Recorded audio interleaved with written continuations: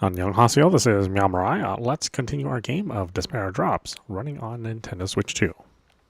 騙される覚悟はできているか？さっさと行くぞ。これでいいのか？とにかくクラウンが狙うあなたと逃げれば、奴らの鼻を明かせると思ったのです。それに、少しお話をしてみたくなりましたので。だから、ここにお連れしたというわけですよ。Oh, you got your first semester? Nice. Congratulations.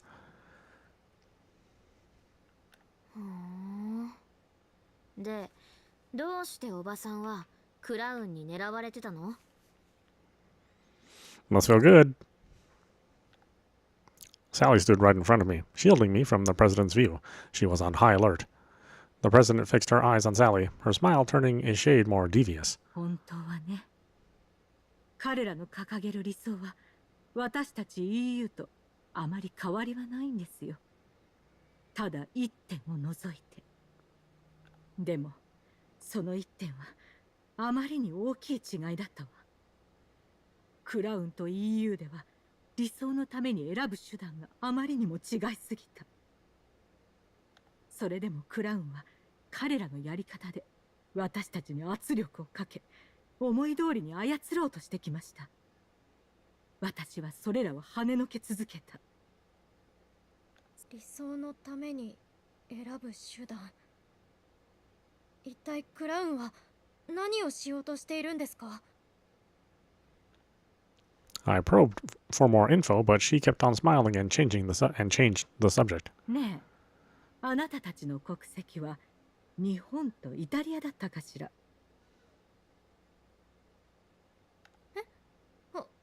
はい。そうだよ。サリーはイタリアのキユーザって町で育ったんだ。日本人である以上にアジア人であると感じたり、イタリア人である以上にヨーロッパ人だと思うことはあったかしら？ The president strode around the dark library, luring us into an entirely new conversation. どういうこと？難しくてサリーにはわかんないよ。例えばですが、サリーさんは一緒に逃げていた他の5人を同じ故郷の同胞だと思えたかしら？ハミー君とかカメ君を？無理絶対無理だよ。だってご飯の好み合わないし。そうですよね。同じヨーロッパで生まれ育ち、同じ EU 加盟国で育ったとしても、誰もがそんなものだと思うわ。The president picked up a book from the shelf, Perpetual Peace by Immanuel Kant. あなたたちも知っているでしょ？ヨーロッパの歴史が常に戦乱に満ちていたことは。さまざまな時代で多くの人が平和の探求のために思考し、平和を実現する方法を模索し続けてきた。はじめは母国だけを、やがてはヨーロッパ全土の平和を。この著者もその一人ね。ヨーロッパ全体の平和を実現するためには、共和制の確立が不可欠であると説いていたわ。The president put the book on the table. She picked up another book from the shelf, then placed that one on the table too. So many people lived and died thinking about how to achieve peace in Europe. She stacked up the books like gravestones, marking the failures of these believers. カントにカレルギーにブリアンに、あらゆる人が広域市場の実現、繁栄、そして平和を求めてヨーロッパ建設の理想を掲げてきました。欧州連邦秩序構想に反ヨーロッパ主義、それらは時代によって対立し分裂しては、やがて EU の基盤となっていった。二度の大戦に深く傷ついたヨーロッパの国々は恒久の平和を求め、二度と争いを繰り返さないという強い意志で不戦共同体を、ヨーロッパ統合を求めたの。Yeah, I mean, I think she makes some good points in that It's like, I mean, it's a little different in America since the United States is one country, but there are certainly people who think if they're Californians and Ohioans and Nebraskans are significantly different people, so you wouldn't necessarily have them formed together. But it's also true in other continents with other countries. そして1993年に発行されたマーストリヒト条約では EU 市民権という概念を導入し、さまざまな規制や障壁を取り払った市場統合を目指したわ。加盟国の国籍を持つすべての国民が同等の権利を持ち、豊かさを享受すれば、いずれ平和は訪れると、ヨーロッパの経済の刷新が期待されていたの。ようやく平和が訪れたと誰もが期待したそうよ。けれど、それは錯覚だったとわかるのはすぐだった。市民権を得ても、皆がヨーロピアンアイデンティティを確立するまでには至らなかった。EU 市民としての誇りを誰もが抱けたわけではなかったの。EU への帰属意識がなければ、政策に対して懐疑的になるのも当然よね。自国ばかりが損をしているのではと誰もが思い始める。何これ、社会科の授業？わかりやすい話をすれば単一通貨の創設ね。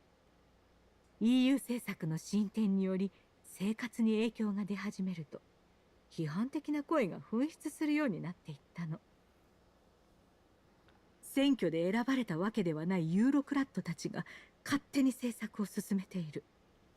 一般市民とはかけ離れた場所で政治を司っていると言われるようになっていった。自国の政策さえも政府ではなく EU のエリートたちが決定しているんじゃないか。 EU の官僚は自分の利益を尊重していると糾弾する人は増えていったのよ。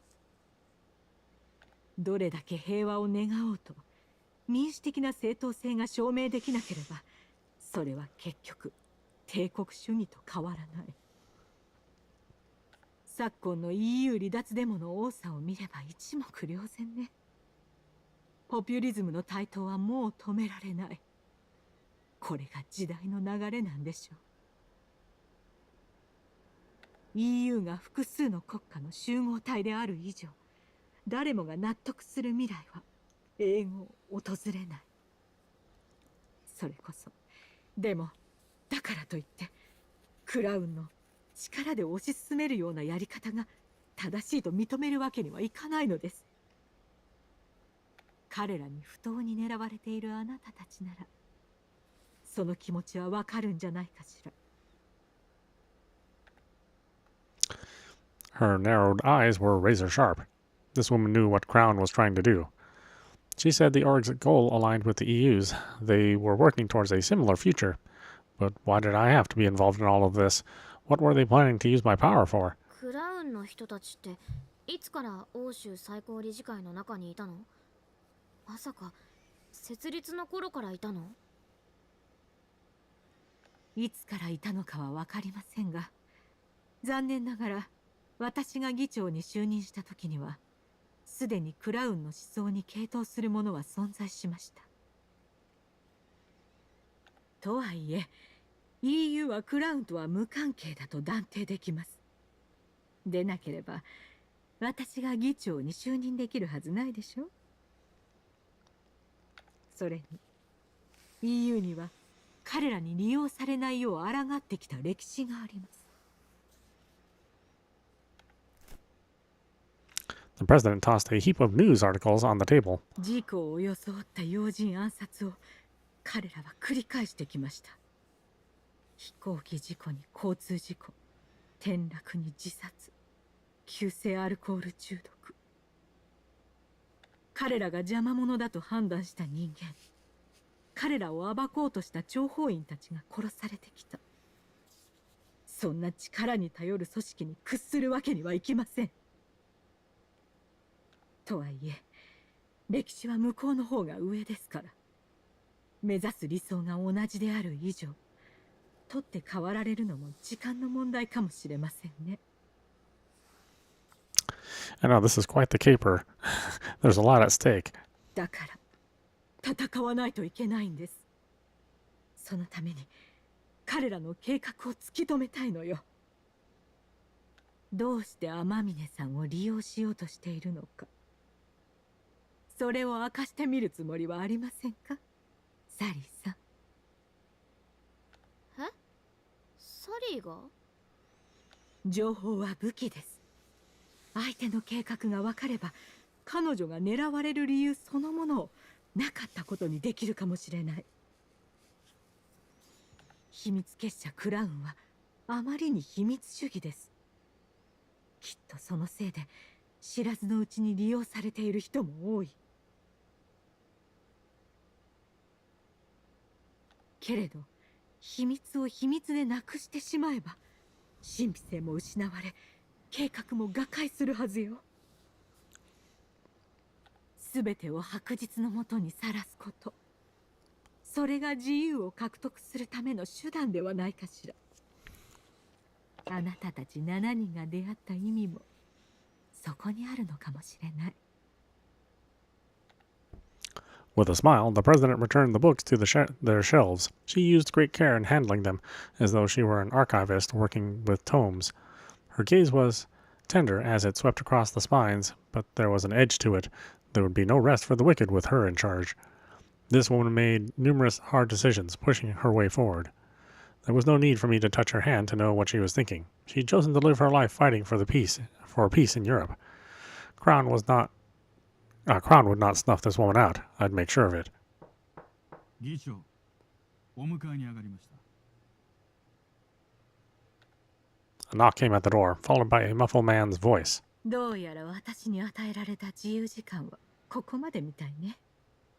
二人はそこの裏口からお行きなさい。あなたたちとお話できてよかったわ。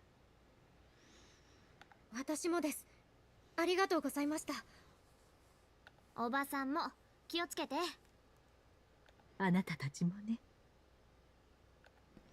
Saying goodbye to President Lind, who sent us off with an elegant smile, the two of us ran through Milan under the cover of night.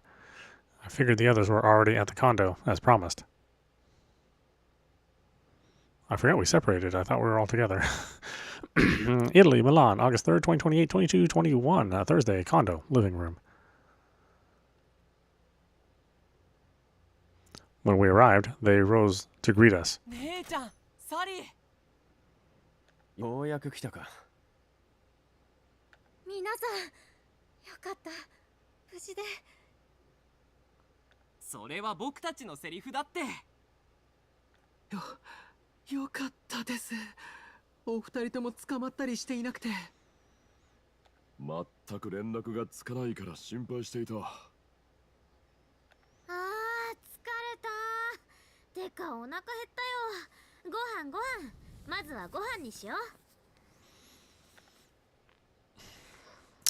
I know, it's been a long time since the whole crew was together. After an impromptu shopping frenzy, we sat at the table with a veritable feast in front of us. Ham, salami, bread, cheese, pizza, pasta, tortellini, champagne, cake, and other delicacies crowded every inch of the table. じゃあ久々の再会に乾杯。 Following a toast with juice and champagne, we dug right in. Come to think of it, Sally and I hadn't eaten much in the last day or so. This was our first solid meal in a while. おいしい。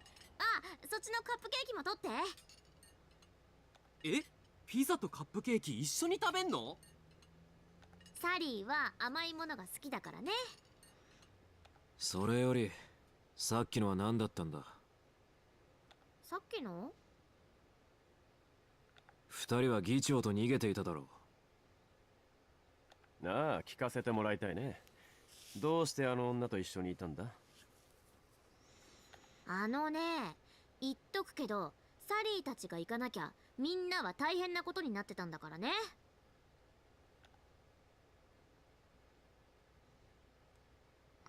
Sally and I caught our friends up to speed over the course of our meal. We mentioned that all 7 of us probably met as part of Crown's plan. And we told everybody that Concertmaster kept us from reaching them. The message from us was just to lure them into a trap. Then we added the bit about how Crown was planning to assassinate the European Supreme Council president and use the EU for its own gain. Hence, we brought the president with us to keep her alive, though she wound up helping us in the end. それで議長は言ってました。私たちがもう二度と利用されないようにクラウンの秘密を暴いてはどうかって。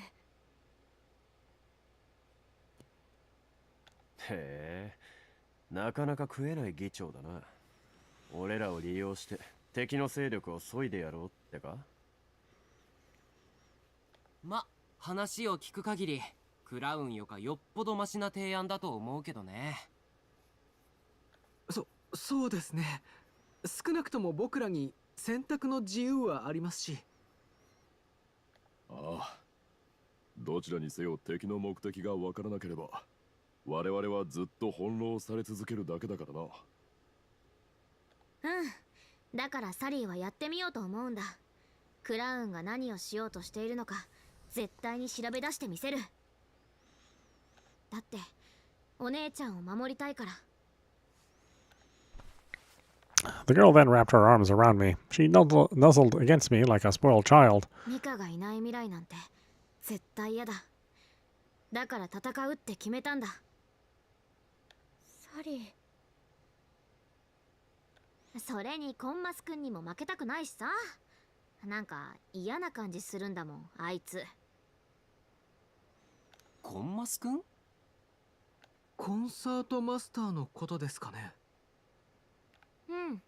ほんとなんか嫌味な名前だよね。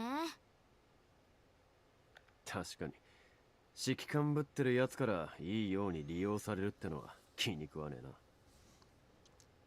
えな。ああ、私も奴らの犯罪に加担させられるのはごめんだ。だよね。利用されるなんて最悪。ええ、悪の陰謀を明らかにするのはまさに正義。必ずやってみせましょう。Of course, Camel would be the most into this. よーし、じゃあ反撃だ。じゃあ早速作戦を立てたいんだけど、まずはみんなのスマホのセキュリティを強化するから後でまた貸してね。ああ、そういやそうだったな。てか南米に行ってることになってるとかどういうこと？よほどのハッカーのようだな。これからの戦いに向けてここはやはり愛の地球戦隊の結成とテーマソングの。俺は絶対に入らないからな。そんな。It was so much fun having everyone together again. We made another toast, chatting away as we enjoyed our feast. ああ、ハミー君ピザ1枚多く食べたでしょ。それサリーのだったのに。どこにも名前は書いてなかったが、こういうのは早い者勝ちだ。じゃあこっちのチキン食べちゃうもんね。あ、まだ僕が食べてな。早いもん勝ち。てかあんなにチキンあったのにもうないわけ？そういや、アッシュがさっき一人でやたらと食べてた気がするな。マジで？アッシュの兄貴があんま喋んないのってもしかして人よりたくさん食べるためとか？まさかの伏線回収ですね。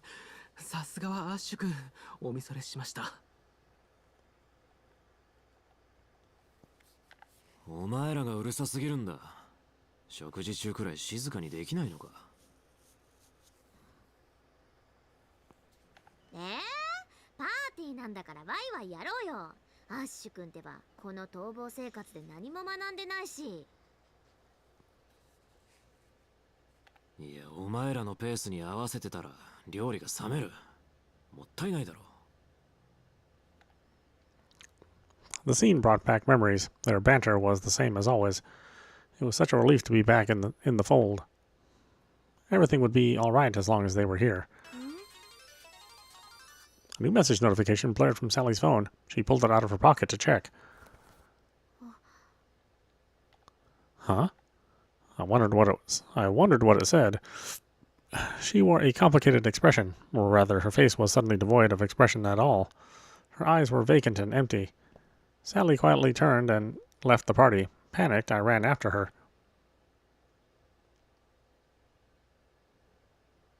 Italy, Milan, August 3rd, 2028, 23:57, Thursday, Terrace.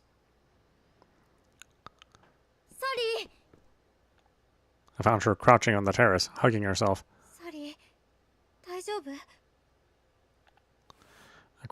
I crouched down beside her and peered into her face as she looked up in surprise. ミカ The moment I finally saw my reflection in her eyes, she collapsed into me and buried her face in my shoulder. Her warm breath sank into my collarbone. She often behaved like a spoiled child, but this time was different. サリーどうしたのサリー今日みんなとご飯食べられてすっごく楽しいよ。 Contrary to her words, her shoulders trembled.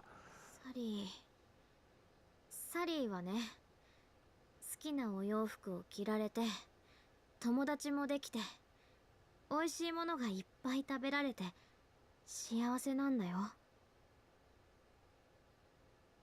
アッシュくんは不愛想だけど面白いし、ハミーくんだって見た目ほど悪い人じゃないし、パパさんは真面目でいい人だし、ラミーくんは元気で絶対怒らないし、カミュくんも変なことばっか言ってて笑えるし、ミカは優しくて、サリーは幸せなんだ。それなのにどうしてこんなに怖いのかな。 Her voice quivered, and her phone slipped out of her limp hand. It clattered to the floor, displaying a message from Concertmaster. It read, "I'd recognize that trick anywhere. You're a Profeta, aren't you?" Wait, isn't Profeta that cracker? As I recalled, they were the only cracker Officer Noel failed to catch. Sally acted like she didn't know anything when she brought them up, though. She even asked who had the better skill. サリー The message was clearly the reason she was acting weird, so weird. I'd known it from the moment I saw her face when she got it. It wasn't like I could just come out and ask her what was up, though. I remained quiet and rubbed her back, hoping it would calm her down a little. ねえミカ、自分がよくわからないんだ。なんか悪いものがね、扉の奥に隠れてて、開けちゃいけないって誰かが言ってるの。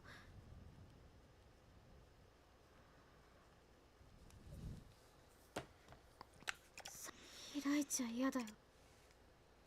Oh, whoops. Hold on a minute. Gotta just tap the button. なんか悪いものがね、扉の奥に隠れてて、開けちゃいけないって誰かが言ってるの。サリーもその扉を開けたくない。そう思ってるのに、誰かがこじ開けようとしてくるんだ。開いちゃ嫌だよ。開けないで。サリー、今のままがいいよ。何も変わりたくない。でも、サリーは誰なの？サリー。 Her grip tightened on my clothes. She was even more anxious than she had been back at the gas station. Her breaths came in short bursts, her shoulders shaking. The unknown memory behind that door was eating her alive. どうして幸せなはずなのにこんなに怖いのかな。サリーは楽しいよ。サリーは嬉しいよ。サリーは幸せだよ。だからその幸せを守るために戦うんだ。ミカを守りたいんだよ。 The girl let go of me, meeting my gaze with fearful eyes. She smiled, trying her hardest to show off her courage. そうだよね。ミカを守るんだ。だから怖くないよ。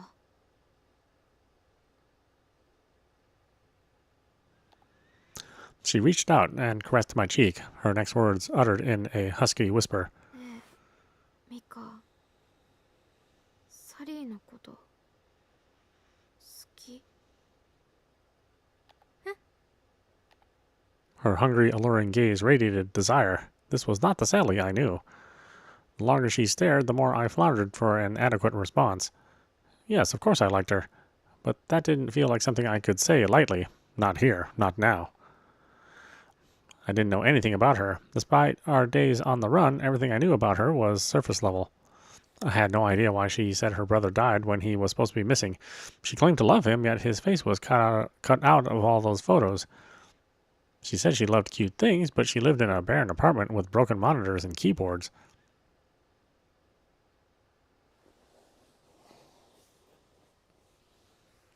Hey Sally, Inspector Dulce said your brother was missing and not dead, you know? Hey Sally, who exactly is Profeta? Hey Sally, you said you were a girl, so how do you explain what I saw before? All my questions bubbled to the surface of my mind, popped and disappeared.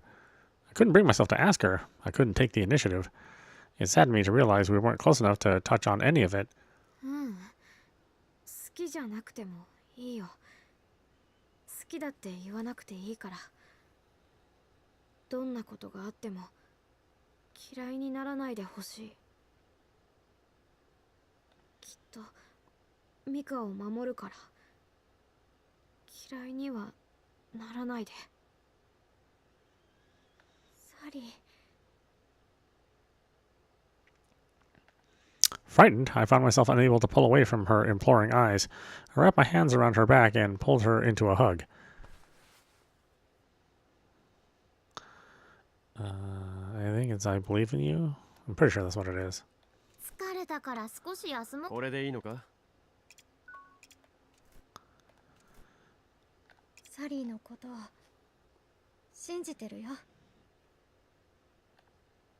I held her gaze. Deep down, there might be more to Sally than I had ever known, but it didn't matter. 私はサリーを信じてるから何も心配しなくていいんだよ。どうして？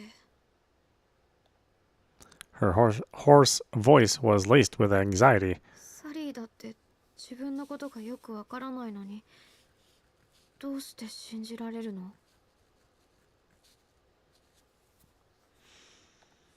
She quivered in my arms like a lost child. Her eyes darted every which way, seeking unseen threats. 大切な人を信じるのに理由なんてないよ。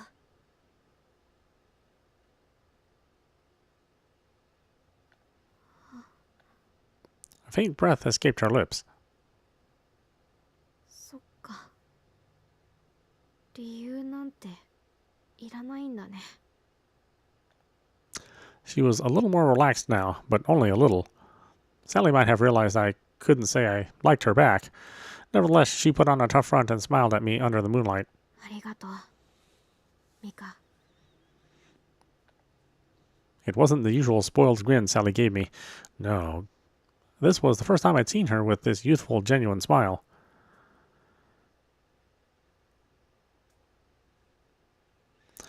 Chapter 15, Sally, Reparation.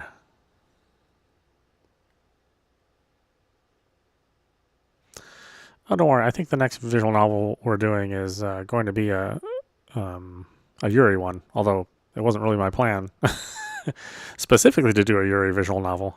It just happened to be the way the release schedule works out. When I woke up the next morning, Sally wasn't in bed. サリー？ Just like our last time in the condo, we were supposed to sleep in the same bed. However, she was nowhere to be found, and Sally usually had trouble waking up in the morning. I hopped out of bed to look for her. As it turned out, she'd slipped out to the terrace again. She was gazing up at the sky. サリー？ Sally spun around when I called out to her. She tilted her head, a calm look in her eyes and a smile on her lips. おはよう。どうしたの？どうしたって、サリーを探しに来たんだよ。いつもはなかなか起きないのに、今日は先に起きてて部屋にもいなかったから。そうだよね。サリーってばなかなか起きなかったよね。そっか、わざわざ探しに来てくれたんだ。ありがとう。どうしたの？また何かあったの？ううん。ただ、なんか恥ずかしくなっちゃって。恥ずかしい？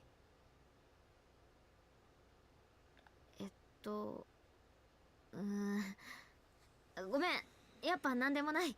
サリーはよくわかんないみたい。でも探しに来てくれてありがとう。 Still smiling, she strode past me. Huh? She went straight back to the room. It seemed like she was avoiding me. Though small, the gesture was a thorn in my heart. At the same time, I knew I had no right to feel this way. I wasn't able to reciprocate her feelings last night. It was probably the one thing she yearned to hear the most. What was she thinking? What sort of person was she deep down? Even though we'd been together since we first ran away, I didn't have the slightest idea. Once the others got their phones back, now with enhanced security, Sally got to hacking. それでは愛の地球戦隊としていざ戦いに行かん。おうえ、無反応ですか？いや、戦うって言ってもハッキングだろ。俺らにできることはないんじゃないか。そうだな。我々はいざという時のために装備の確認をしておくとするか。なら俺はバイクの整備をしておく。そうですね。僕は爆薬に必要な材料を集めてきます。じゃあ僕はスリで資金調達にでも行ってこよっかな。ってサリー、なんか今日変じゃね？ The girl in question had been silently gathering information. She was so silent, tapping away at her keyboard, that she may as well have been on a different planet. Rows of numbers and characters zipped across the screen as photos appeared and vanished in quick succession. She might have been looking into Crown. I did notice that she was working more slowly than usual. と我々とはぐれてからずっと気を張っていて疲れたのだろう。ま、いつもみたいに甘いもんでも食えば元気になるだろう。では道具を調達がてら買ってくるとしよう。Everyone then left the room to prepare for our operation. Sally and I were all alone now, yet she kept her silence. サリー？ She heaved a sigh and checked her phone. Now and again, she shook her head. The message from last night was still bugging her. ねえサリー、少しだけ外に休憩しに行かない？ I gently placed my hand on her shoulder so I wouldn't surprise her. Sally blankly stared up at me.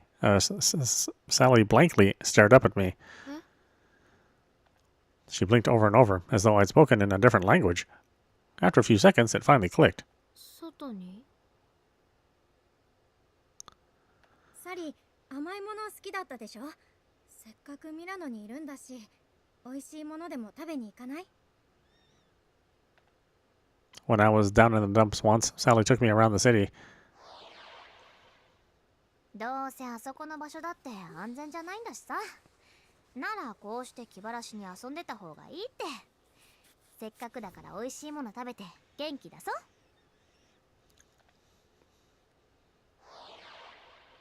This time around, I wanted to help her. 可愛いお洋服を見たり、美味しいケーキ食べたり、少しの間だけ普通の観光客に戻ってみよう。 I had a feeling she would be back to her normal self if we acted like a couple of tourists who came to Milan to have fun instead of a hacker and a fugitive. Besides, I wanted to get to know Sally better. I was aching to know what she was so afraid of. どうかな？普通の観光客。Musing aloud, she gave me a listless smile. サリー、ジェラートが食べたい。じゃあガレリアに行こっか。有名なジェラート屋さんがあるって聞いてずっと気になってたの。うん。サリー、それ食べたいと思う。Her smile faltered after that ambiguous response.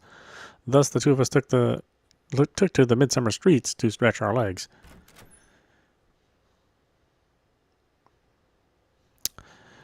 Italy, Milan, August 4th, 2028, 10:03 Friday, Galleria.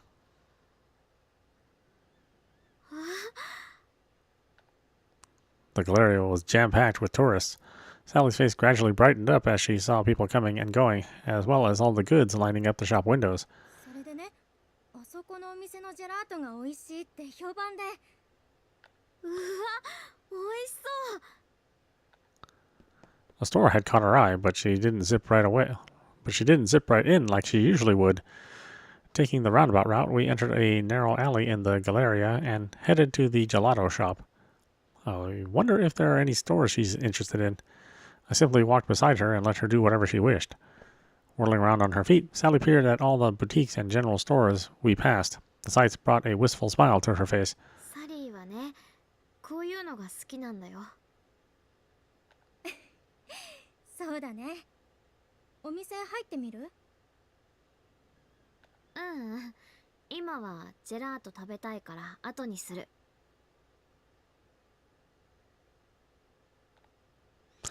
So she said, but we sure were taking the scenic route. Judging by her peculiar steps, Sally was avoiding something. Is she trying to avoid the surveillance cameras? I glanced up to see cameras installed all throughout the Galleria. Sally never once looked up at them, but she was clearly walking a path through their blind spots. Perhaps she remembered where they were after seeing the footage in her hacking work. That must have been why she could relish in our window shopping while subconsciously avoiding the cameras. At long last, we bought ourselves some gelato. Sally picked a bench for us to sit on, and we got ready to dig in. I'd bought grape-flavored gelato, while Sally had strawberry.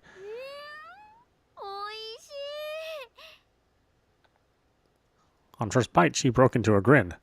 Relieved to see her acting like her usual self, I took a bite on my own. Gelato was so refreshing on a hot summer day. I could see why it made Sally so happy.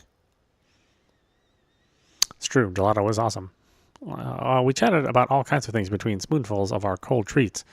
The conversation was pretty surface level, like what flavors or clothes we liked best. And though I wanted to get to know her better, I wound up finishing my gelato before we could go deeper. 美味しかった。 When she finished hers, her classic Sally smile blossomed on her face. When I saw that smile, I felt like taking her out for a stroll was worth it. よかった。I smiled back at her and she flinched in surprise. Then she dropped her gaze to the ground. もしかしてサリーを心配して外に連れ出してくれたの？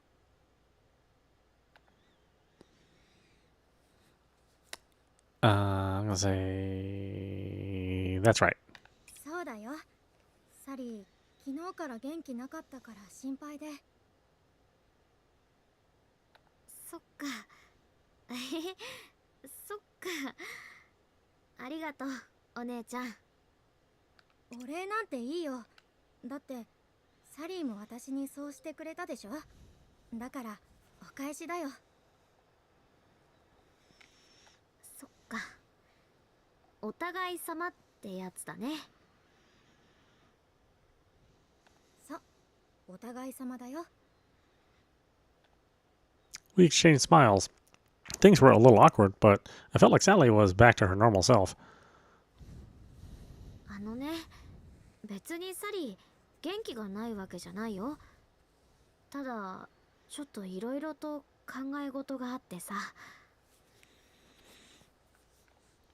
I suppose she was referring to the message from yesterday. Her name, Profeta, had sent her on an emotional roller coaster. ああ、でもそんな大したことじゃないからお姉ちゃんは気にしないでいいからね。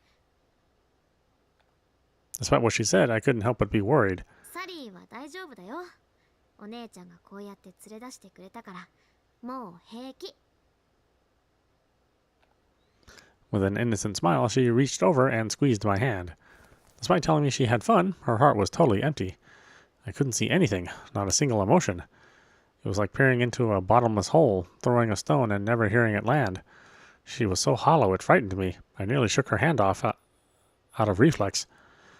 It would have been so easy to shove her away and run, yet I couldn't bear to leave her behind, lest she succumb to that dark void.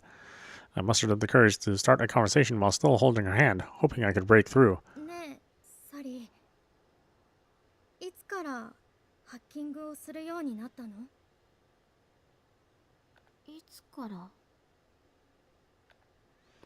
A tiny ripple spread through her heart, like I'd thrown a pebble into an otherwise still lake. そうだな。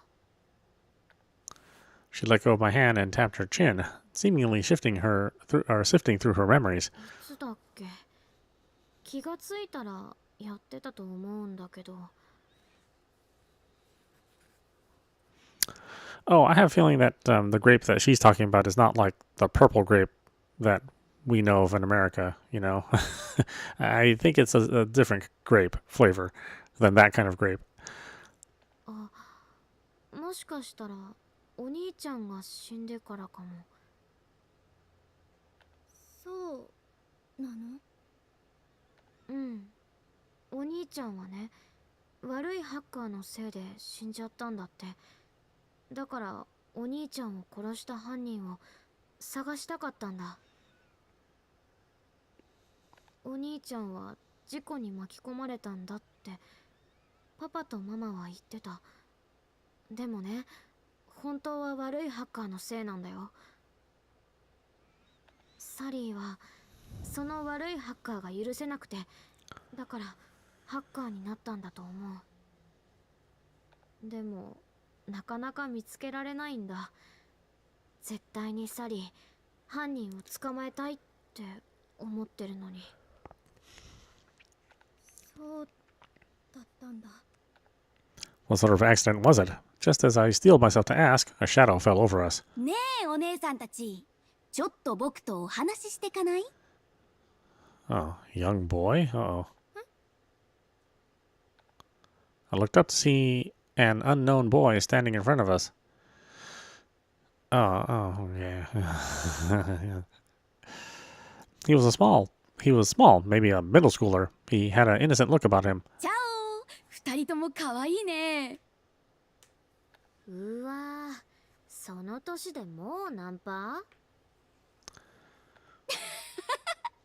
違うよ。ただどこかで見た顔だなと思ったんだ。Oh no, does he know we're wanted criminals? はいはい、そういうのいいから。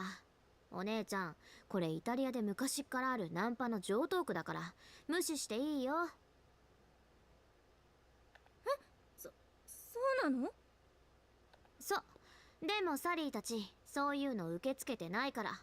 ほらお姉ちゃん行こう。もう嫌になっちゃうよね。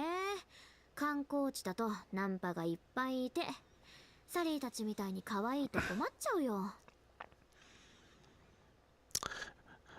Oh, the fact that they have like a middle school looking character in a Japanese visual novel doesn't really surprise me at all.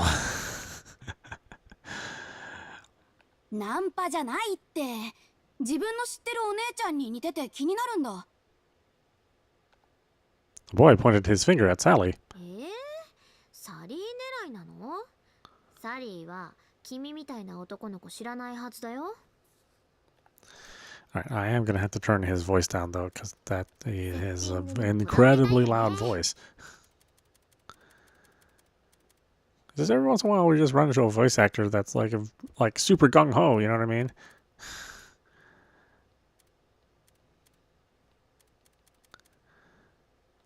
Oh, he doesn't show up here yet. Others, I guess, is the one. God, I already have it down to 68.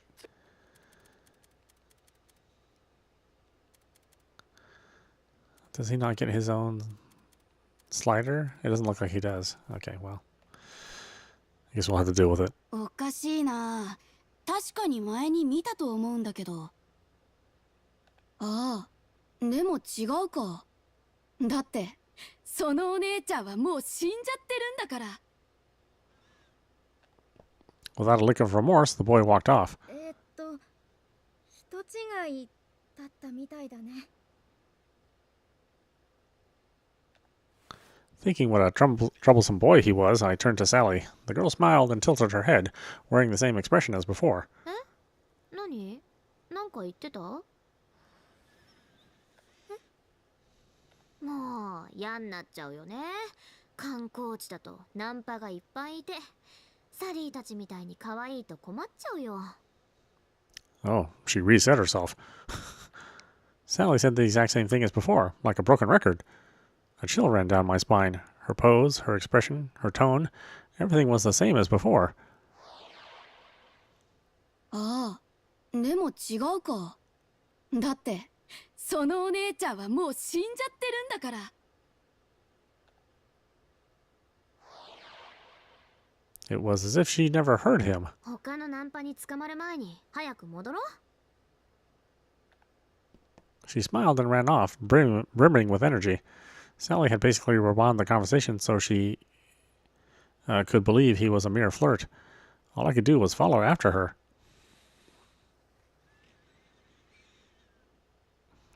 Italy, Milan, August 4th, 2028, 12:45, Friday, condo, living room.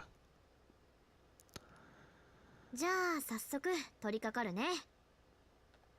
As soon as we got back to the condo, Sally resumed her attempts to hack into Crown systems. 相変わらずえっぐいセキュリティだな。 The way she focused on her work, it might as well have been a video game. Nevertheless, I couldn't forget what had happened earlier.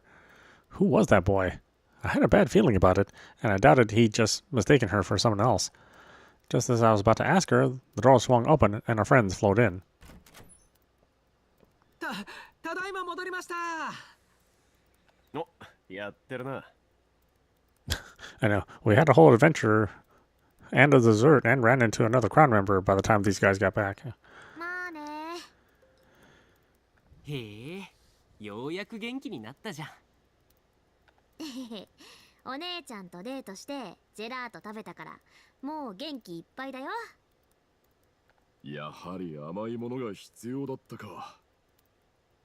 一応私もケーキを買ってきたんだが、食べるか？食べる。やれやれ、単純でいいね。 No, they're wrong. Everyone mistakenly believed that Sally was getting better, but she wasn't. Not by a long shot. If she really felt refreshed after eating sweets, her smile wouldn't look so hollow. While she might have been focused on hacking, she was still acting out of sorts. Sally hacked with reckless abandon, as though someone were nipping at her heels. She tracked down all sorts of information that might lead us to Crown. That included everything from the owner of the castle, which we'd never known before, to the travel history of the train they'd used to make the deals. Her screen flickered. I expected an error message, but instead all the information she'd found vanished in an instant. ああ、また妨害してきた。くそ、コンマスくんだな。そうきたら、サリーはこうしてやる。 Every time Sally tried to open a page, an error message appeared on the screen. Concertmaster was nigh unbeatable, yet Sally didn't give up. She did everything she could to find a way through. ハッカー同士の一騎打ちってやつか。俺らは出番がなさそうだな。てか何してるか全然わかんないんだけど。すごいですね。神には凄さがわかるのか？ええ、すごいということしかわかりませんが、こんなすごいハッカーが2人もいることが奇跡のようなものです。 Unable to contribute, we were relegated to spectating. Just when she had some data in her grasp, the other hacker would stand in her way. It reminded me of when we first tried to find our friends' locations. A loud alarm blared on her laptop. なんかウイルスサイトを踏んだ時みたいな音ですね。 Oh, Camu, of course you'd know what a virus-filled website would be. 止められないの？今やってるってば。 Sally desperately tried to stop it, but her foe was faster. Another window popped up before she could respond, accompanied by a strange, out-of-tune melody. These were just the sort of digital dramatics that came from a device infected with a virus. やだやだ、勝手に変な音楽流さないでよ。コンマスくんってば趣味悪すぎ。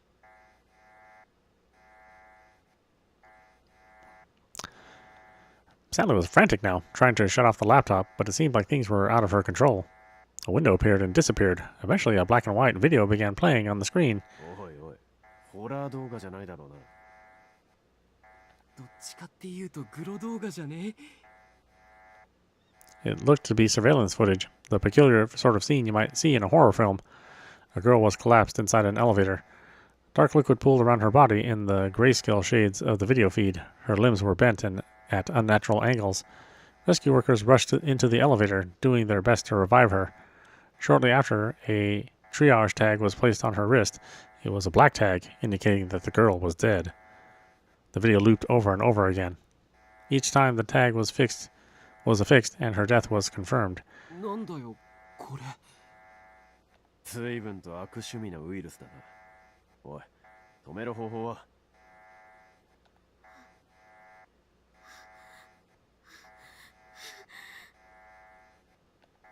Sally stiffened, her breath coming hard and fast as she stared at the screen. The collapsed young girl, the flowing blood, the black tag attached to her wrist. Little by little, letters appeared on the screen. Who killed Cock Robin? I said the sparrow with my bow and arrow. I killed Cock Robin. Who saw her die? I said the fly with my little eye. I saw her die. Isn't this the Mother Goose poem? But why? The video gradually zoomed in, with the poem continuing on like subtitles. Who killed Cock Robin? I, said the sparrow, with my bow and arrow. I killed Cock Robin. It kept zooming in on the dead girl lying on the floor. Who saw her die? I, said the fly, with my little eye. I saw her die. The girl wore an adorable dress, her hair in pigtails, but her eyes were empty. It can't be. The Mother Goose poem came to an end. A short line followed right after. Who are you?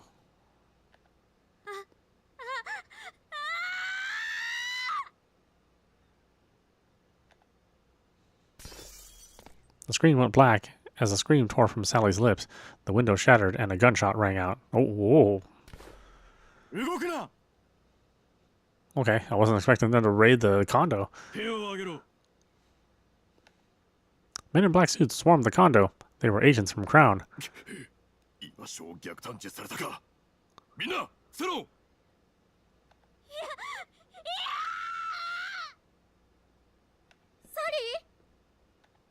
Ignoring the agents, Sally ran out the door with her hands clamped over her ears.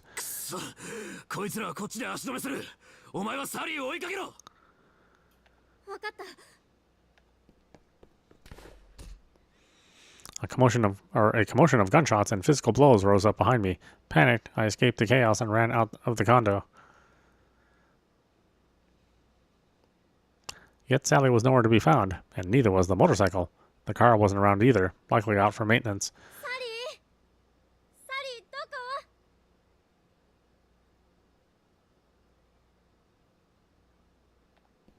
I couldn't find her anywhere, and it had my stomach in knots. I needed to reach her, and fast. After all, the dead girl from that footage bore a striking resemblance to Sally. Profeta, her brother who died in an accident. Who killed Cock Robin? Who killed that girl? There was no way, right? Before I could fully realize that horrifying conclusion, a familiar vehicle whizzed past me. It was Rebecca's van. I chased after the van without a second thought. Sally must have returned to her hideout to find out who she really was, to bring back her forgotten past. So I ran, willing my legs to go even faster. I'd take anyone's help if it meant getting to Chiyosa in time. I waved my arms, flagging down the van. It screeched to a halt, and Rebecca peeked out from the driver's seat. 天峰さん? よかった。ちょうど昨日コンベンションホールであった騒ぎについて取材しようと思って。レ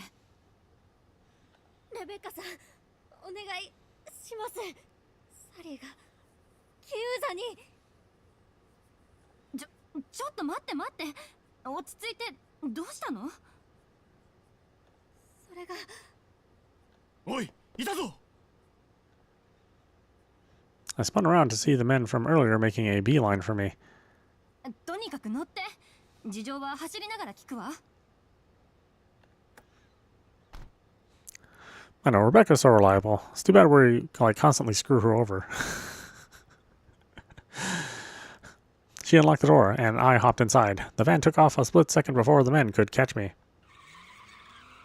Blood pumping with adrenaline, I slammed the door shut to avoid tumbling out of the speeding van. After that, Rebecca and I made our way to Chiyosa.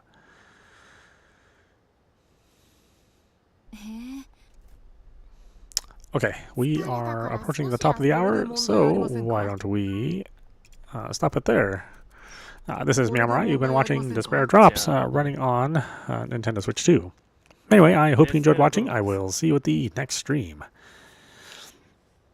Boy, this story is really unpredictable. I'm very impressed.